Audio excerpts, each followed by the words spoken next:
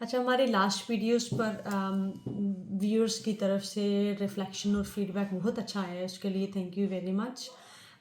उसमें से एक इम्पॉर्टेंट क्वेश्चन जो ऑडियंस में से पूछा गया है, डॉक्टर सना मुश्ताक ने पूछा है कि इन्वेस्टमेंट इंस्ट्रूमेंट्स को आप मज़ीद एलेबोरेट कर दें, तो आप इस चीज़ को सिंपली एक्सप्लेन अगर कर दें।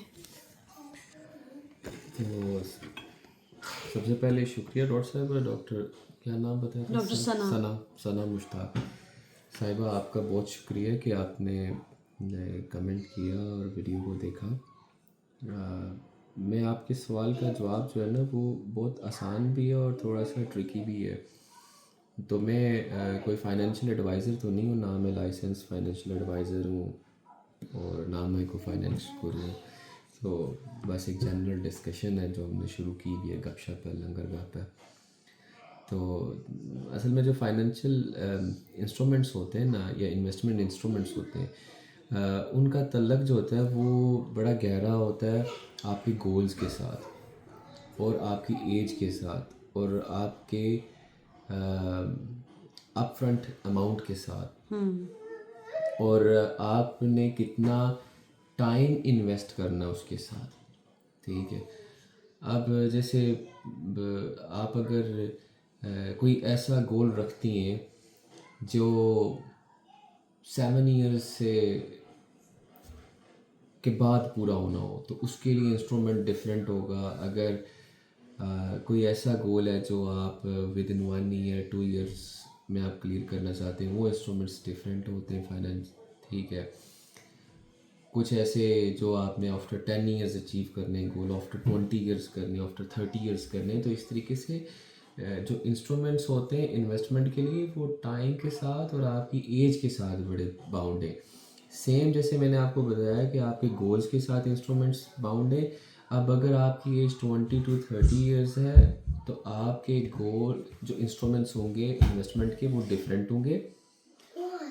और जो अगर आपकी एज 30 to 40 ईयर्स है, तो आपके इंस्ट्रूमेंट्स डिफरेंट होंगे उनकी बानिस्बत जो एज 20 to 30 में।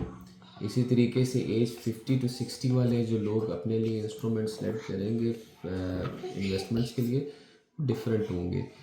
तो इसलिए ये जो है ना, आपको अपने गोल्स डिफाइन करने चाहिए।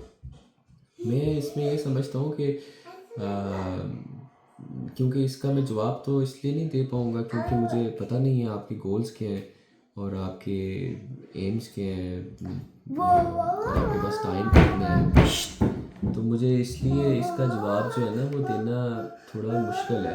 मगर मैं एक चीज़ में ज़रूर कहना चाहूँगा कि आप इंस्ट्रूमेंट जो है ना उसको बिल्कुल ऐसे ही जैसे आपने जब अपना इंस्ट्रूमेंट चलाना है उसके लिए ना आपने उसके SOPs जो है ना वो फॉलो करने। तो फाइनेंशियल लिटरेसी जो है ना वो बहुत ज़रूरी है किसी भी इंस्ट्रूमेंट को चलाने के लिए। तो आप सबसे पहले उनके ऊपर काम करें, क्योंकि ये सवाल जो है ना अमूमन उन लोगों की तरफ से मुझे सामना करना पड़ा है जो जिनको बहुत जल्दी पैसा कमाना है और ढेर सारा पैसा कमाना है और क्या कहते हैं quick quick gain quick money करना है, ऐसे ही ना। तो जो आप ज़्यादा पैसा कमाना है और देर पर पैसा कमाना है, असल में ये होना चाहिए, ना कि ज़्यादा पैसा कमाना है और जल्दी पैसा कमाना है। तो अब जैसे कि इंस्ट्रूमेंट्स की बात हुई, तो लॉटरी भी एक लोग इंस्ट्रूमेंट समझते हैं इन्वेस्टमेंट का। तो वो सबसे वर्स्ट तरीन इंस्ट्रूमेंट है, सबसे बेहुदा और घटिया तरीन इंस्ट्रूमेंट है लॉटरी। आप ये देखेंगे कि ये सिर्फ मैं समझाने के लिए बात कर रहा हूँ, मैं टेक्निकली लॉटरीज़ को ना इन्वेस्टमेंट इंस्ट्रूमेंट नहीं समझता हूँ, मगर लोग समझते हैं और वो लोग समझते हैं जो ना quick quick money quick gain करना चाहते हैं। और दुनिया में जितने भी आप देखेंगे लॉटरीज़ जो है ना वो उन्हीं जगहों पे आपको मिलेंगी जहाँ पे ना गरीब लोग ज़्यादा हैं। आपको कभी भी बड़ी जगहों के ऊपर ना रिच लोगों के सोसाइटीज़ में या इन्वायरमेंट में आपको लॉटरीज़ कभी नहीं मिलेंगी। तो क्योंकि वो लोग ना जल्दी से अमीर होना चाहते हैं तो वो इसलिए इस इंस्ट्रूमेंट को चुनते हैं। और फिर जो लॉटरी वाले लोग होते हैं जब वो विन करते हैं तो वो इतनी जल्दी उनका पैसा ख़त्म भी हो जाता है।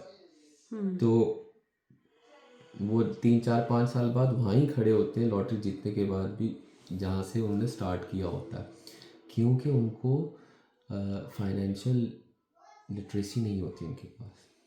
तो आपके पास जितना मर्ज़ी अच्छा इंस्ट्रूमेंट आप यूज़ कर लें, आप गोल्ड में इन्वेस्ट कर लें, आपको ये नहीं पता होगा कि आपको गोल्ड में क्यों करना है, कितना करना है इन्वेस्ट, कब तक करना है, किस शक्ल में करना है। जब तक आपके पास ये एजुकेशन नहीं होगी, आपके पास इंस्ट्रूमेंट जितना मर्ज़ी अच्छा हो, आप अपना पैसा ज़ाया कर देंगी। कि प्रॉपर्टी में इन्वेस्टमेंट करना है, प्रॉपर्टी इज़ इटसेल्फ एक इंस्ट्रूमेंट है। प्रॉपर्टी में कब करना है, कितनी अमाउंट करनी है, किस शक्ल में करनी है, फ्लैट करना है या कोई घर लेना है, अपार्टमेंट लेना है या कोई विला लेना है या लैंड। या कोई लैंड लेनी है।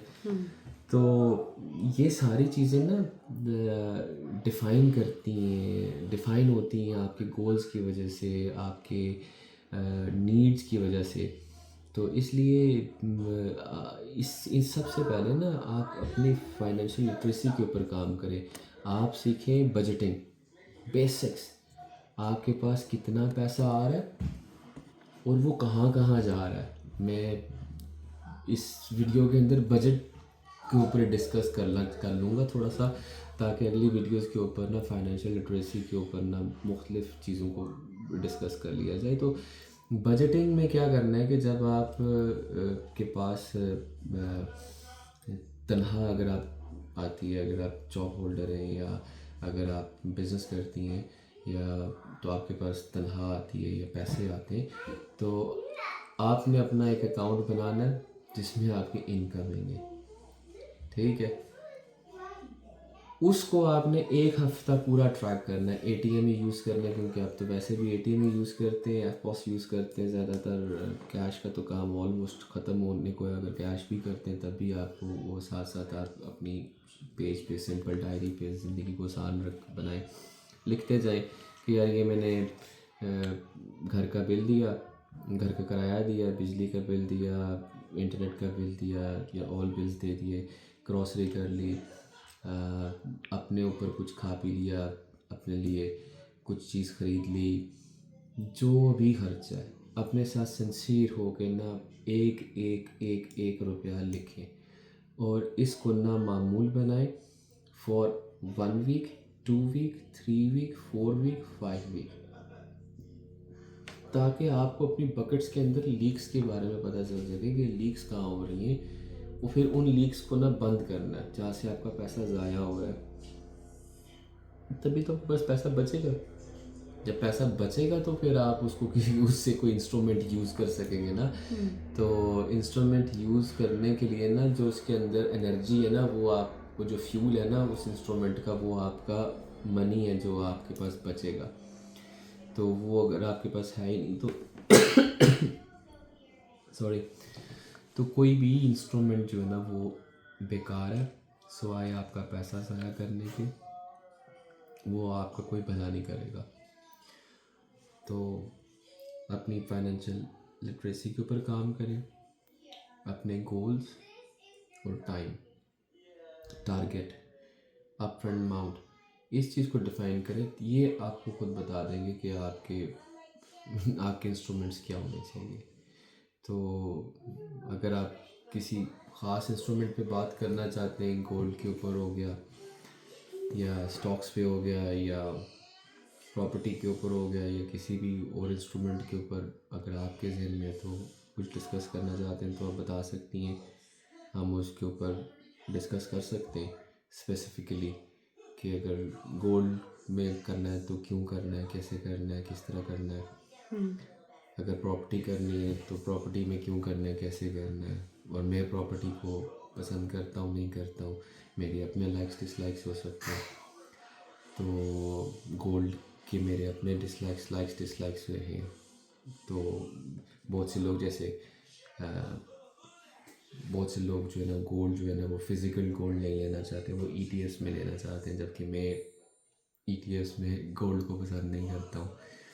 मैं गोल्ड को फिज़िकल फॉर्म में पसंद करता हूँ, और फिज़िकल फॉर्म के अंदर भी जो है ना वो कितना होना चाहिए वो फिर एक अलग डिबेट है। हर इंस्ट्रूमेंट ना एक बड़ी मज़े की डिबेट है।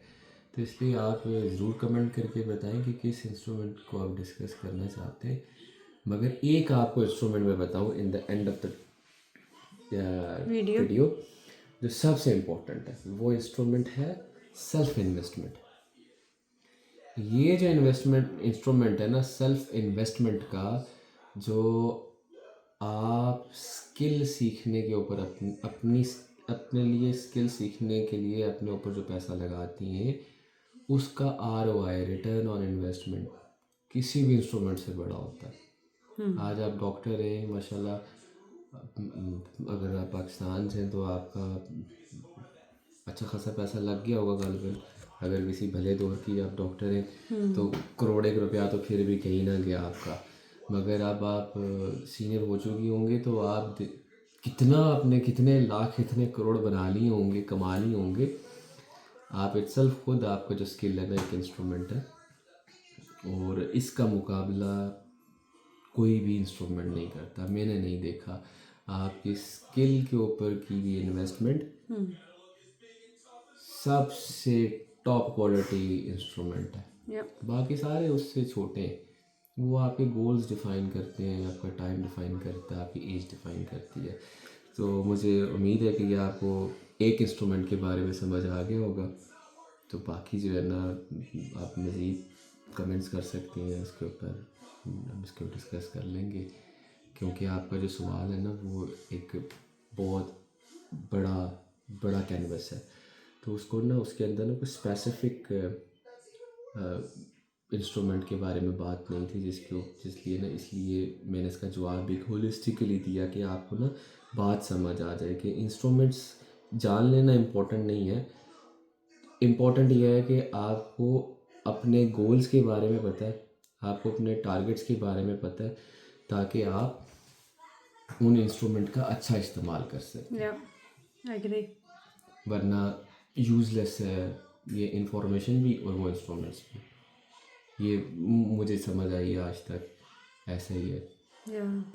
तो थैंक यू सो मच जी, अपना ख्याल रखिएगा, और वीडियो को, चैनल को लाइक सब्सक्राइब करते हैं, ताकि हम जो है ना ऐसे ही ये हस्बैंड वाइफ जो है ना गपशप मारते रहें, और हम टेबल टॉक्स जो हमारी किचन टॉक होती है ये, तो हम, क्योंकि मैं अपनी वाइफ के साथ इस तरह की डिस्कशंस करते रहता हूँ, तो पहले वो बड़ा बोर हो रही थी, अब ना वो इन्जॉय करना शुरू हो गई है मेरी बातों को, जब से उसको ना मैंने इंस्ट्रूमेंट सिखाए और उसको फ़ायदे मिले।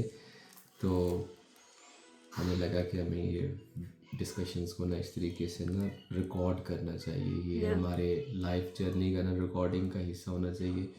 तो हम इसको एंजॉय करते हैं, और जब आपका साथ मिल जाता है तो हम इसको बहुत एंजॉय करते हैं जी। बहुत शुक्रिया, अपना ख्याल रखिएगा।